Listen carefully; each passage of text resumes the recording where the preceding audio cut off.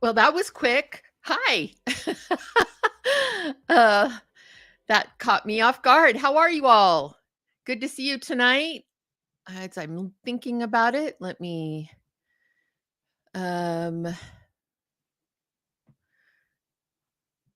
okay, sorry. I'm gonna try to shut something down, but not happening. So we'll just keep it. Hey, you guys! Happy Tuesday! Happy Let's Talk Tuesday. Hi, Brooklyn. How are you? Hello. Hi, Ivy. From Charlotte, Emily, Charles Babler. Hi, you guys. Hi, Dawn. Howdy. Brad Roberts. Hi, from Athens, Alabama. I love it. Randon Maines, Kovacevic, right? Kovacevic. That's actually a very cool name. Washington State, Pacific Northwest. Hi, Sarah, Celinda, Adam. Hey, Adam, I got your email. I was excited. I was looking through the pictures from the Disciples in the Moonlight premiere and saw you in there, and I thought that was great. So good for you. Celinda, Florence, Oregon. Renee, Hatful Brooks. Yeah, I'm making sure I'm reading it right.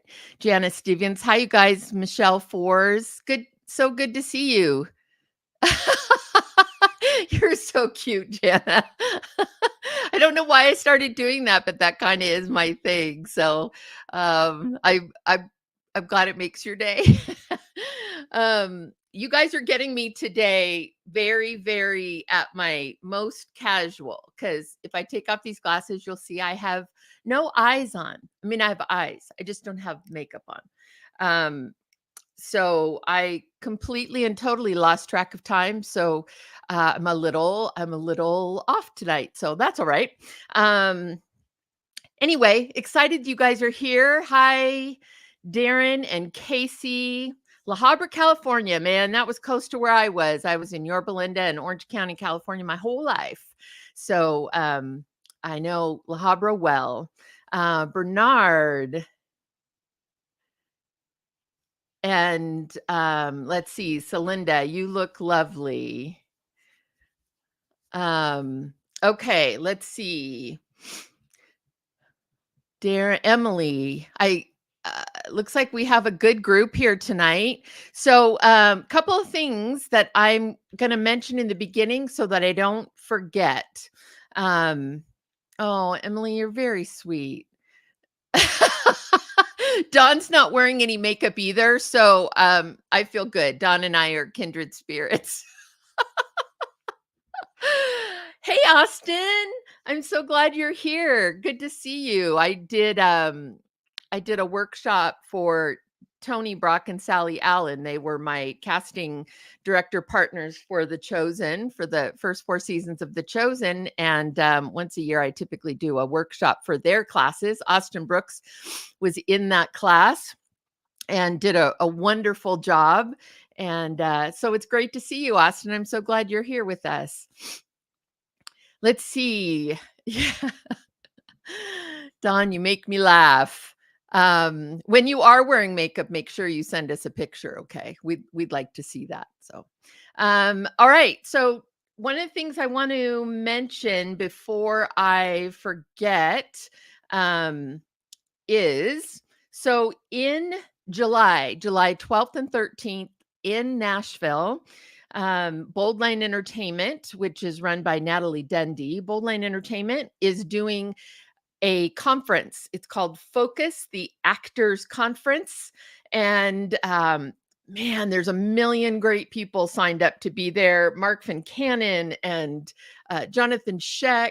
Oh my gosh, I can't even think of all of the different names of people. I should look it up real quick.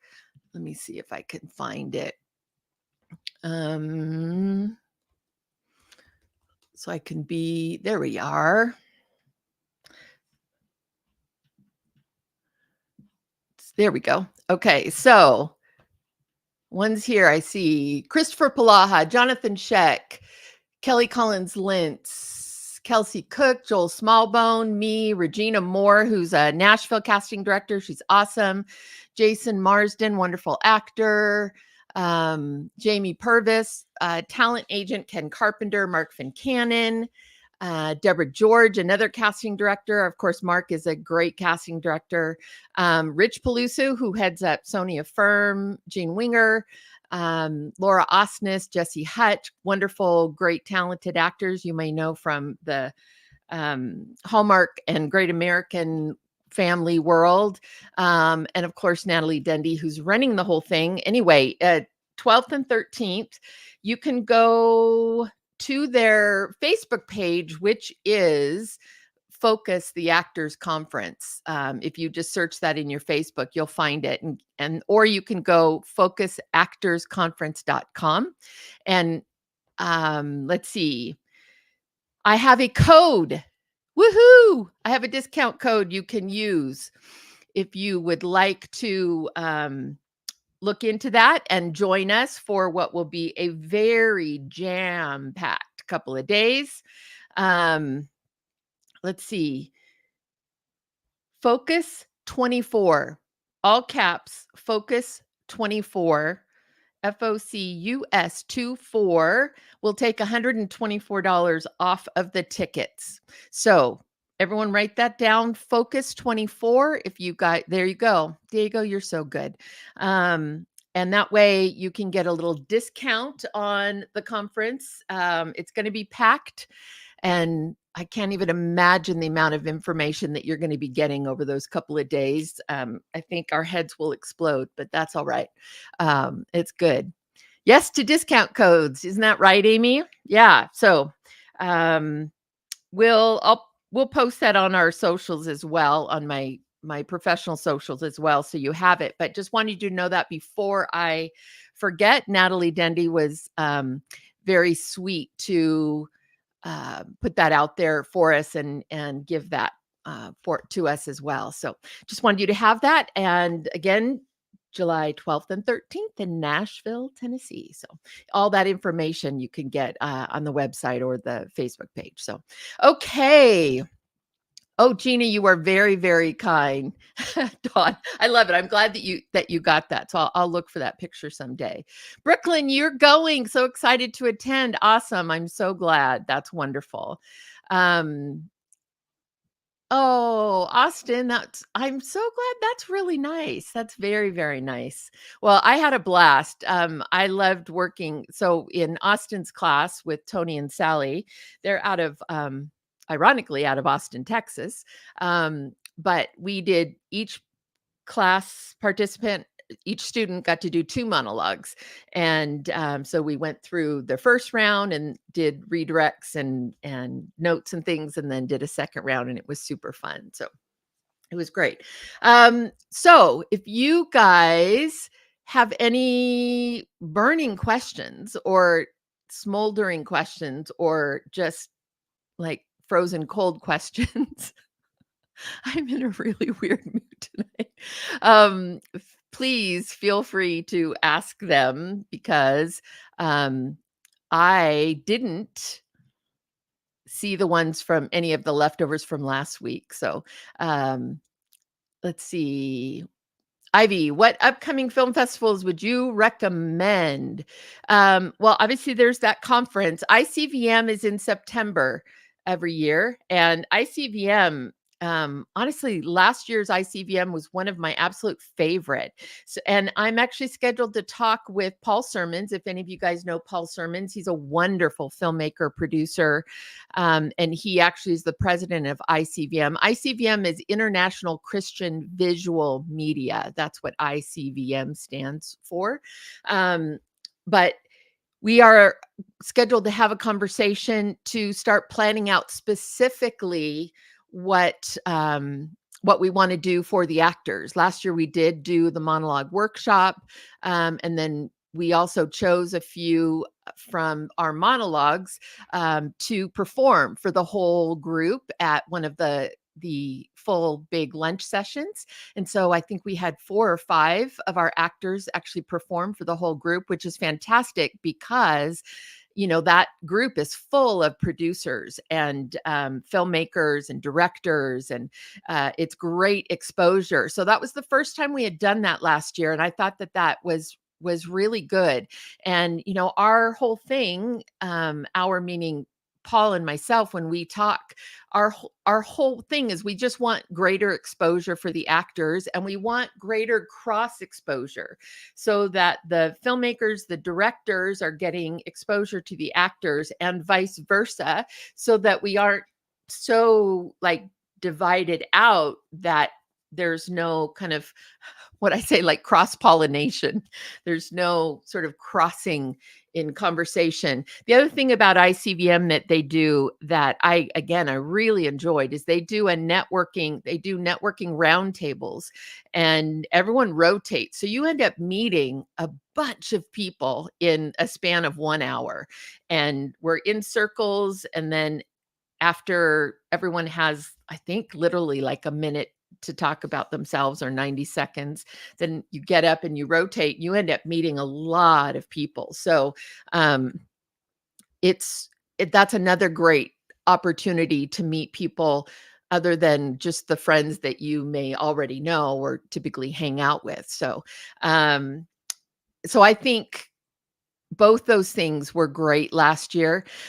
You tell me if there's, oh yeah, Adam, popcorn night, super fun too. Popcorn night is when you can play your reel for someone. Basically, you sign up for a time slot, and I think like it's a couple of minutes, and you get to show your work. It can be a reel, it could be a scene from a piece that you did, whatever you'd like, and you get that time and it's yours, and everybody watches each other's stuff. And again, a really good opportunity. Victoria, yeah, you loved the table networking, people from all around the world. Yeah, that's another thing about ICVM, really is international. We do get people from the UK and from all over the world, and that's super interesting as well.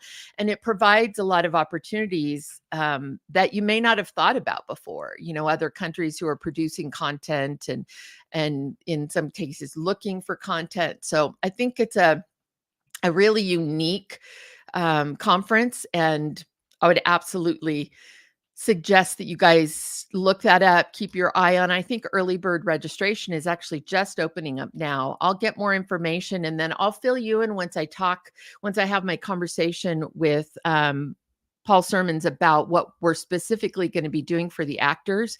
But I really love that Paul does that. Paul has such care and appreciation for the actors in the filmmaking world. And so he wants to be deliberate about programming and creating some content that will benefit you guys. So yeah, keep your eye out for that. And it's in Washington, D.C. this year. So, and it's in September. So we'll get you the rest of the information.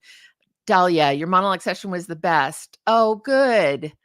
Good. I just love watching the actors. I love you guys. I love watching you guys do your work. I love seeing the wheels turn, and I love being able to give notes and see you guys processing that, and then kind of interpreting that and giving us back sort of a new version, because that's just brilliant. The fact that you guys are able to do that and think on your feet, it's just a wonderful skill set. So I enjoy that very, very much.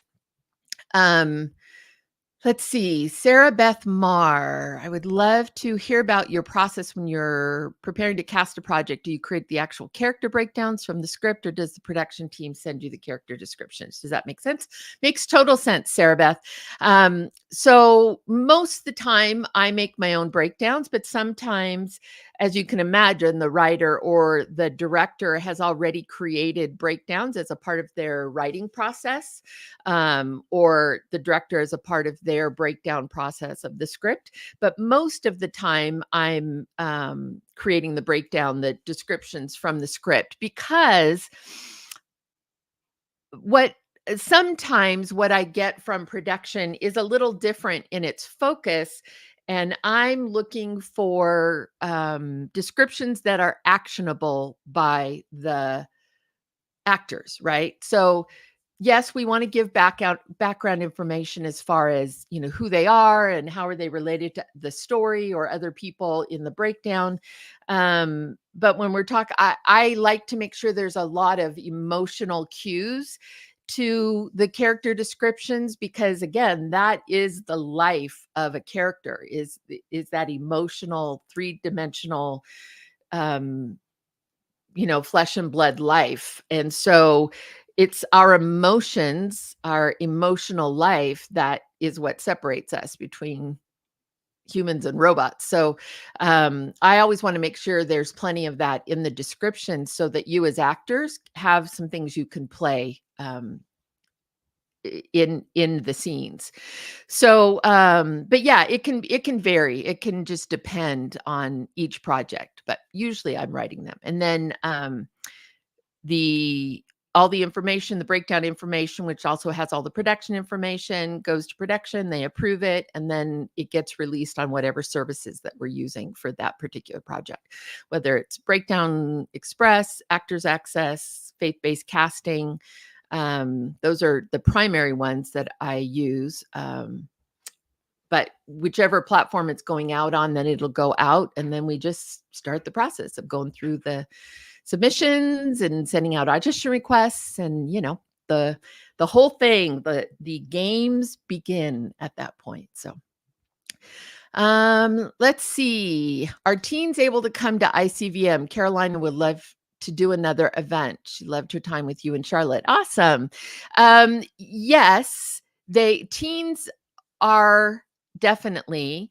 I don't know that we've ever gone younger than probably teens, like 13. I don't think we've gone younger than that. So I would say teens, yes. A lot younger, ask me individually, because at that point, I think it would really depend on the performer and on the younger actor and where they are in their process and their level of experience, because I don't know that it's a beginner type of a workshop or conference environment. So yeah, if you have someone who's younger than 13, I would probably say reach out to myself or Diego individually, and I can ask Paul or just kind of review the performer and give you a better sense of whether I think that would be appropriate. Okay. Let's see. Any suggestions to learn that think on your feet skill set better besides classes practice? There really isn't.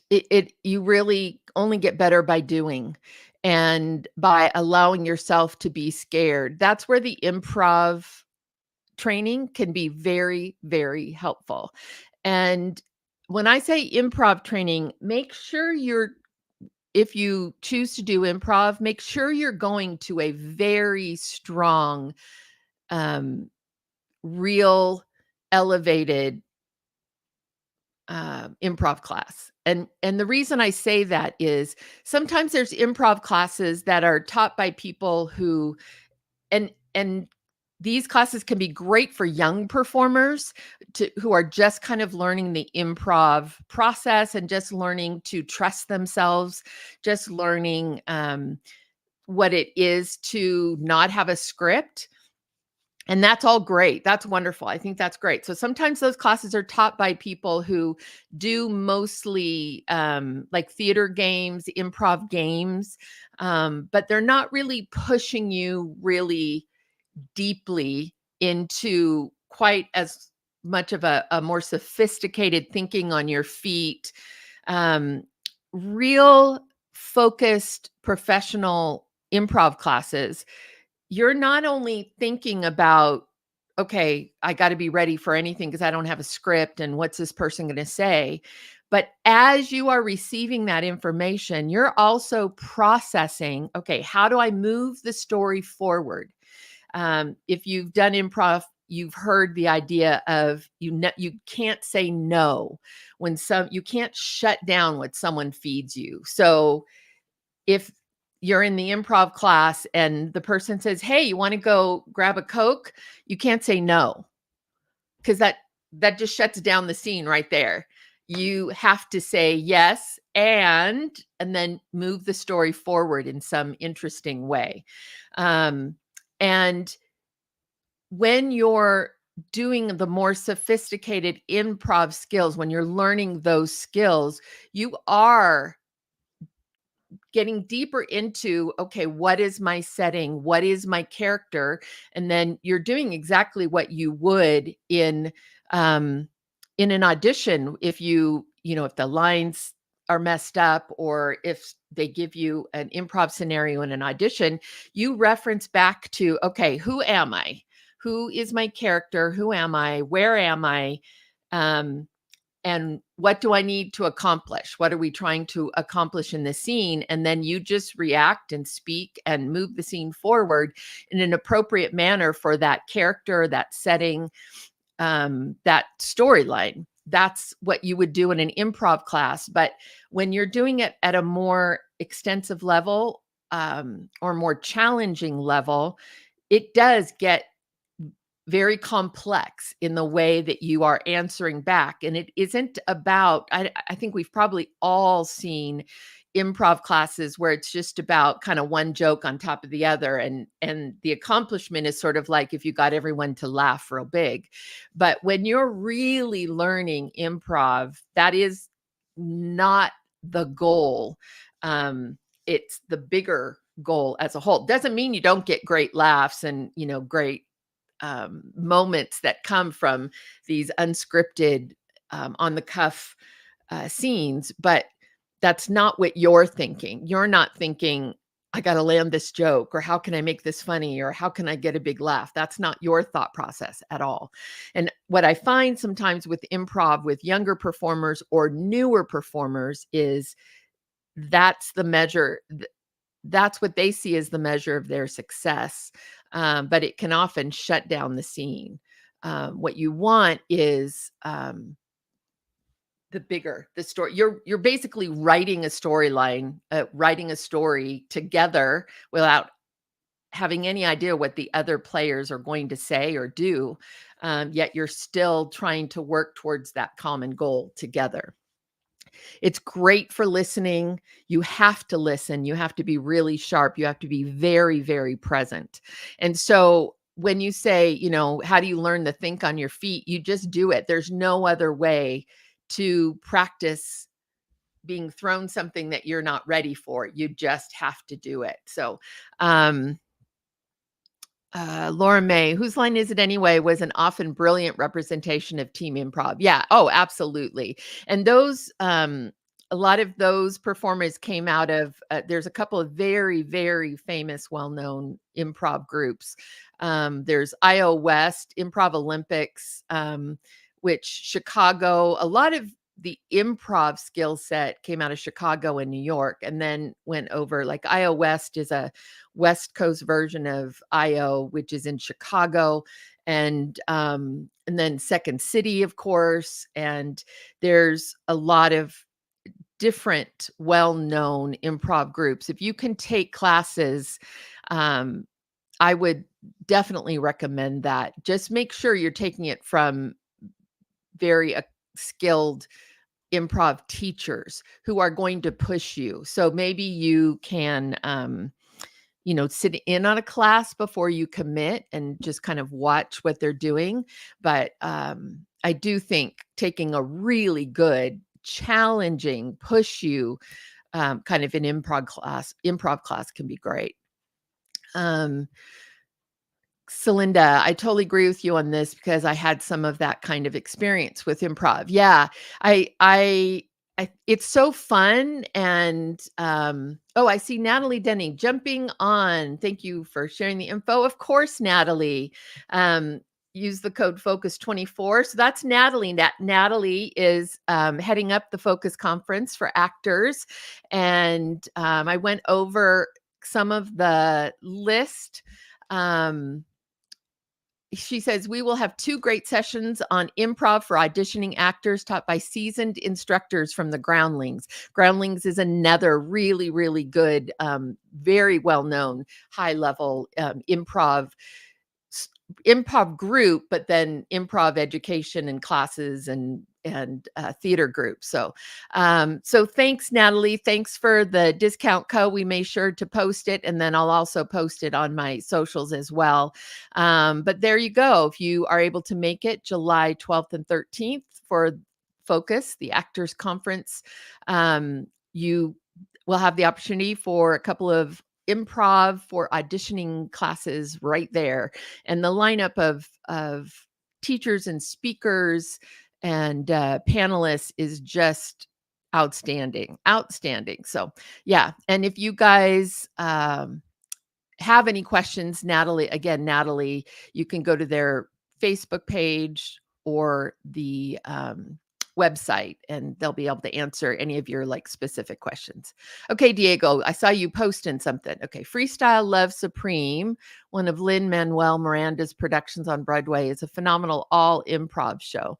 No storyline, they engage with the audience, build an entire show in the moment. Yeah, watching that, thanks, Joey. Watching any group do that, if you've had the opportunity to watch a group do a completely improv musical, it is incredible. It is incredible. They literally have a pianist on the side. Nobody knows, they get an audience topic usually from the audience and a couple of plot points or character points. And then they just start improving. And sometimes there's a moment where you can sort of feel it could lead into a song. So you'll hear the pianist kind of vamp something that then stirs the actors to just start literally singing off the top of their head and writing these songs. And then the other actors come in, and by the time, the song's over, they're doing 3-part harmony and choreography, all because they're in the moment listening and playing off of each other. I can imagine that excuse me, I can imagine that any troupe or group that Lin-Manuel Miranda is running would be phenomenal at that. If in your town there is a group that does that kind of a thing, I would highly recommend you going and watching a show. Now, I will say sometimes improv can get a little edgy depending on the group. Now, there are a lot that are like clean and, fine, not edgy. So you might just research the group a little bit, the improv troupe a little bit before you maybe take your kids with you. Just to make sure that, it's sort of a GPG rated kind of a group. Usually the more kind of innuendo, maybe off color ones typically are later at night. So, yeah, I will say that sometimes there are improv groups, that there really aren't any boundaries as far as that's concerned. So you might want to just do a little bit of research, but there's should be plenty of family oriented, G-rated, PG-rated groups out there. So yeah, if you can go see a group do something like that, it is incredible. Grace, I took 2 semesters of improv in college. Extremely helpful. Yep, love to brush up on it. Yeah, it really is. I think it's an underappreciated, undervalued skill set, and it's going to help you through your entire acting career. On all levels, on auditioning, on being present in scenes, on listening, being prepared if something does go wrong. Just in general, it may even help if you're a writer. It may even help your writing, because again, it's this idea of moving stories forward and sometimes thinking outside of the box. And so sometimes it can be helpful as a writer as well. So let's see. Emily, is there a virtual actors group to perfect performances with other more seasoned actors? Not other than classes, I don't know of any. Typically classes will be a range of levels, although I think oftentimes classes are arranged by a little more similar type of skill set or experience so that you can be it's hard if you're kind of the most experienced um actor in a group. It's harder for you to be challenged because you don't have anyone who's sort of challenging you the way that you're challenging the others in the class. If you're in that situation, then it's probably time for a new class. It's time for you to find a new group where you can be challenged by other actors who are at your level or even, above, more experienced. I don't know of anything specific, but if any of you guys know of something, please let us know in the comments. But um, I think most classes will pair people with or similar skill sets. But yeah, if you're not feeling challenged by a class, it's time to find a new class because the whole point is that you are challenged and being pushed in class to go new places and to push yourself and to kind of push the boundaries of where you are currently as a performer, push those boundaries further. Class is the place where you get to push those boundaries and see what works and what doesn't, and to play with those things in a safe environment where you can basically it's a no fail environment where you can experience some of those things and push yourself more and begin to understand for you what works, what doesn't. Yeah. So if your class isn't doing that for you, then it's time to find a new class. It's Lara. Lara? Lara. I don't know which it is, Lara or Lara, but it's beautiful either way. The improv schools have student jams online and in person where you can connect like that. Yeah, I'm not familiar with all of that, but that's great, Lara or Lara. I know Lotta Silva who plays Simon's wife in The Chosen. Ever since she's been a friend and been a part of my life, now every time I see Lara, I think Lotta because that's how she says her name. So, um, anyway, yeah, if you guys know of other places or just look up some of those really great, well-known high-level groups, Groundlings, Improv Olympics, Second City. Oh my gosh, I know there's a bunch more and I'm just not thinking of them, but there's a lot of them that are great. And you maybe see if they have classes, if they have online or what their opportunities are. Or if you see instructors teaching local classes who have been trained from any of those groups, that's also a good sign that that's a good instructor. So let's see. Grace, I recently saw a murder mystery movie that was improv. Interesting. The lead actors had no idea what was happening next in the story. Jason Bateman, Maya Rudolph, improv the whole thing. Yeah, I bet that was great. I bet that was so good because they're so good. When you're watching really skilled improv, but see, the thing is, those two actors are also just great actors. So it's not an either or. Typically, those who are great improvisers um, are also really interesting, skilled actors as well, like in traditional acting. So I bet that was so good. I bet that was really good. Let's see.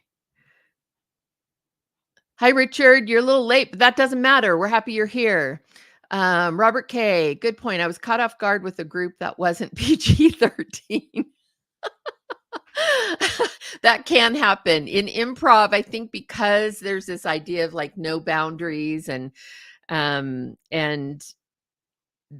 everyone's sort of comfortable and it is off the cuff, if that happens to be if the actors themselves don't really have those kinds of boundaries in place, then sort of parental guidelines, then yeah, it can go all sorts of places. So yeah. Still a learning experience to not say no, but not compromise as well. Yes, exactly, Robert. It's you can always learn something even in those situations. But yeah, I also think it's interesting because I feel this way about scripts and things with a lot of foul language, a lot of profanity. Or last week we had the conversation about taking the Lord's name in vain and substituting. Excuse me. And we were talking in that case about, it's not so much, some people write that because that happens to be how they would express it, but not because they necessarily are tied to those exact words. What they want is the intention, the emotion, the intensity behind what those words bring to the scene. And if you can do that using different words, then it may be fine and not objectionable to change it at all, because it's what's behind those words that the writers are looking for a certain response or a certain energy or intensity within that moment in the scene. So I think when we're talking about the improv side of things, I think sometimes it can be easier to go the cheap route, which is the sexual innuendo or, something crass. I think that's the easy way out. They get a quick kind of response or laugh, and everybody moves on. I think it's much more difficult to accomplish the same things, but not using those easy outs. Just filling a monologue with a bunch of profanity, sounds very volatile and, can heighten a scene. But there's a point at which it can also be a cheap and easy way out, as opposed to really expressing something that's more complex. Now, profanity and language and all of that is very much a part of our world. There are people who that's just a part of their everyday language. That's how they talk. It's a part of every sentence that they speak. And so it would be unnatural for them, if you were writing a script about them, to not at least, I guess, acknowledge that. I don't know how you would really portray it if that's true to who they are, but um there are people that, so just cleaning it up, never having language, all of that isn't necessarily just the easy solve if it's a very complex story with a lot of edgier content and material. But as far as improv goes and some scenes and monologues and things, I think sometimes it's just a cheap way to get through it and get a reaction, when in reality, if you don't have those crutches, it can be much smarter, like forces you to think differently and think smarter, in my opinion. That's just me. Dawn says, Jason Bateman is very organized on set and great to work with. That's good to know. And it doesn't surprise me at all. I think sometimes some of the funniest, seemingly craziest, loose cannon kind of people are actually the most organized and the most technically sharp of our actors. Jerry Lewis, Dean Martin, Jerry Lewis, crazy Jerry Lewis, physical comedy, pratfalls, all that. He was an incredibly technical filmmaker, and in fact invented some technology that is still in use today.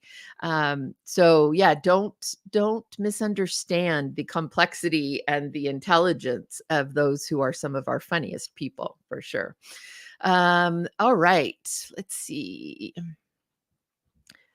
Emily Laura May's talking to Emily. Check out Susan Shearer's Kingdom Actors Group. We've had some super fun improv classes sessions led by Joaquin Gray, the third of Herbie Goes Bananas history.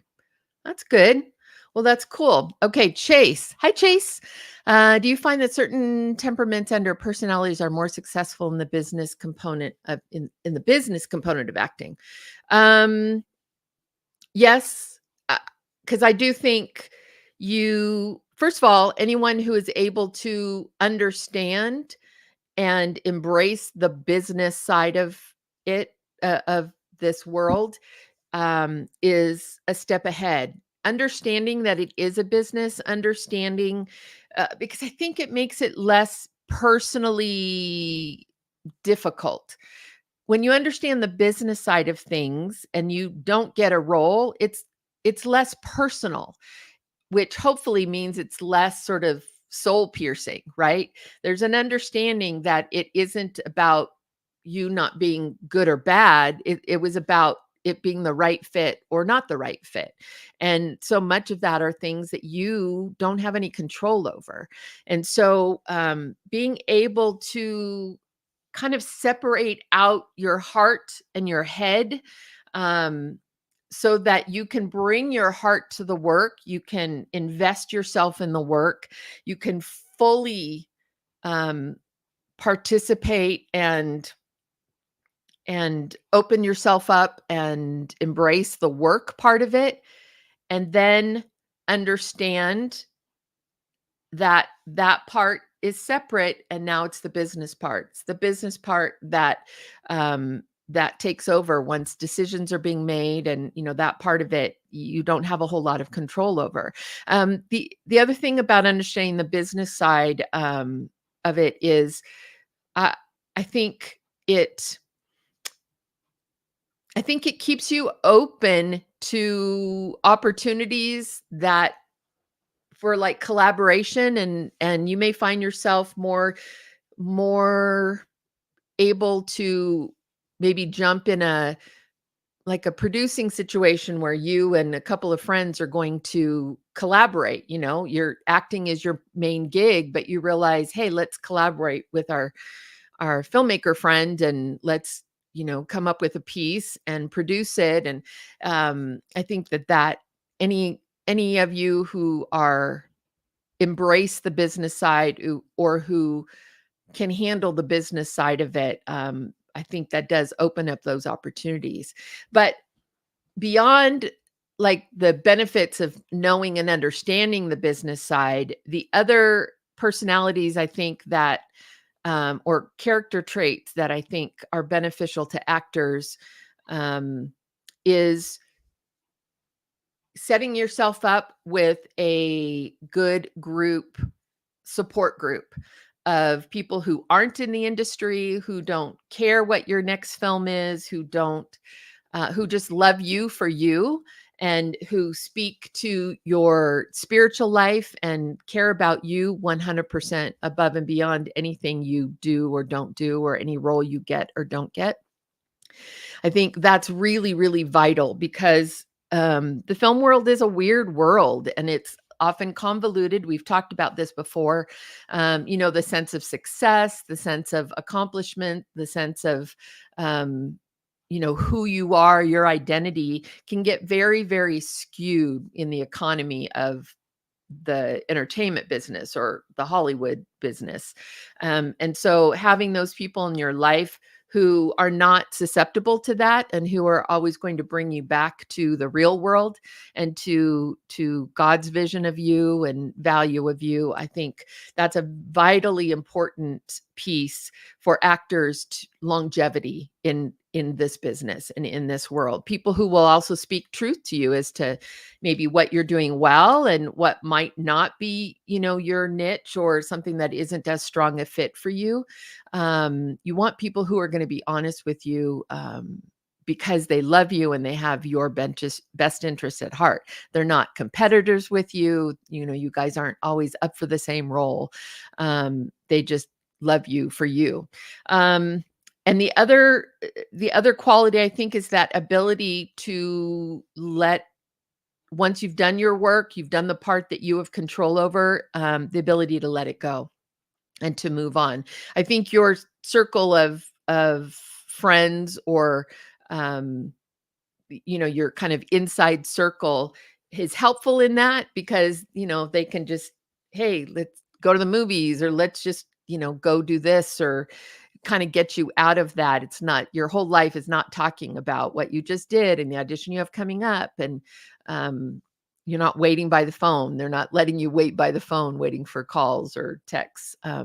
So yeah, I think those are really important qualities, to have that ability to be able to do your best, put your all, put 110% into it, and then let it go and move on and walk away, until the next point comes that you have control over something to try to move the ball forward.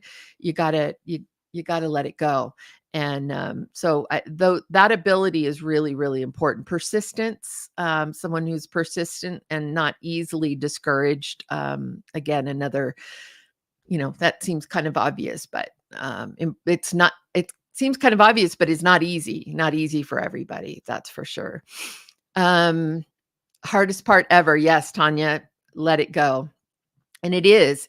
And it is for me too. Look, I'm meeting about potential projects and projects I'd love to do, and I'm pitching myself for projects and kind of going through my own version of an audition, which is, I give my vision for the kinds of actors that I think could fit the story, and how I would approach it, and those directors trying to figure out, like, would we work well together, and do we feel like we're collaborative? And there's definitely projects that I have put my heart and soul into that interview, and I haven't gotten. And it is really hard to just let that go and understand what is supposed to be mine will be mine, and what isn't. I'm getting a little bit better at it, but I know the minute I say that then I'm going to be called to accountability for that statement. So anyway, but I hear you. I totally hear you. John, are most Christian movies shot in the South? And I'm so excited that celeb actors are getting cast, especially Christians, for bankability. Do you accept actor ideas? Interested in casting and hope to take your casting class when available. Thanks. So a lot of movies are shot. We talked about this last week. A lot of Christian movies, because of budgets, Christian faith film budgets are typically very, very tight. We don't have the budget levels and the investment money that, mainstream studio Hollywood has. So our budgets are tight, which means typically those films shoot in those states that have tax incentives. So the South has several, with Tennessee, Kentucky, Alabama, Georgia, of course, Georgia. There's Louisiana, Charlotte, North Carolina. So there's several hubs that have great incentives, which is why it seems like they're all shooting down there. But there's also New Mexico, Utah. There's a few other states, Texas, Oklahoma, that have great incentives as well. So it's really about where the incentives are, not so much it being the South, but just where the incentives are. And then let's see. Yeah, it's exciting to see more and more actors embracing stories of faith and being willing and interested in being a part of stories of faith. It's great. I don't know, when you say, do you accept actor ideas? I if you're talking about, like, emailing and saying, hey, I see this person in this role and all of that. No, I don't. That would get way too chaotic to have everyone in the public chiming in. So no, I typically don't, if that's what you're talking about. But it's a good exercise for you to go through that. If casting is something you're interested in, it's a really good exercise for you to do for yourself, is to kind of go through and in a kind of fantasy league world, see what actors you think would work. It's more complex than that, though, because it's not just about making a list of your favorite actors. It's you, as a casting director, you have to understand the budget parameters. So if I only have $1.95, I can't go and list an actor that costs $100,000, because that's pointless. So yes, they might be a great prototype for the role, but it's not realistic. So when you're making your lists of name actors, you have to take, like we talked about, you have to take the business side into the process as well, and also understanding what actors cost and who might fit into the budget and all kinds of things, as far as like who might be open to a project like this for various reasons. So it's more complex. Obviously, I won't get into that class here, but it is a good exercise for you to start thinking that way and start kind of doing your own sort of fantasy casting for sure. Okay, so I think we are, yes. Okay. So I'm gonna wrap it up for tonight. I am not here next week, but Diego, I believe, is going to have someone. Um, and but either way, he will communicate if we are going to have someone in my absence. But I'm only gone 1 week. I'll be back after that. And then let's see. Oh, you're going to have special guests next week. Woohoo! Diego always has special guests. So I'm excited. I'm sorry I'm going to miss that. I'll watch the replay. Um, but yeah, I'm just gone 1 week. I'm traveling and then I'll be back. And so I guess that's it. So remember, Focus 24 gets you $124 off. It's the Focus the Actors Conference. Thank you. I keep saying focusactorsconference.com, code Focus24. As Natalie chimed in and mentioned, they're going to have some improv classes. There's a huge list. You guys, it's a list of great people who are going to be a part of it. I honestly, I don't think I've ever seen a conference that has so many heavy hitters across the board: producers, directors, actors. It's great. So anyway, hope you can join us. And then secondly, icvm.com 2024-conference. And I'll bring you up to speed once I meet with Paul Sermons and we get some specifics as to what we're going to do. But just know that we will be specifically working on some programming for the actors, and then we'll let you know what that is. So, all right. I love you guys. Thanks for accepting me and loving me. No makeup and all. Love you guys. And I just think the world of you. Love you here on Tuesday nights. And so happy we have our community here together, and spread the word. Yeah, share this with people. Encourage them to go and watch the previous chats. All of them are available on my YouTube channel. They're all there. So anyone who has questions, or if you come across an actor who's asking you questions that we've answered here on Tuesday nights, encourage them to go to the YouTube channel and it's just Beverly Holloway. Go to the YouTube channel and watch those past videos. That would be fantastic. And yeah. And yes, Brooklyn, you said, thank you, Diego. Yes, so much. Thank you, Diego, for keeping everything running, and appreciate you guys. Love you guys. And I will see you in 2 weeks, but you'll have really special guests next week. So have a wonderful week. Love you guys. Bye.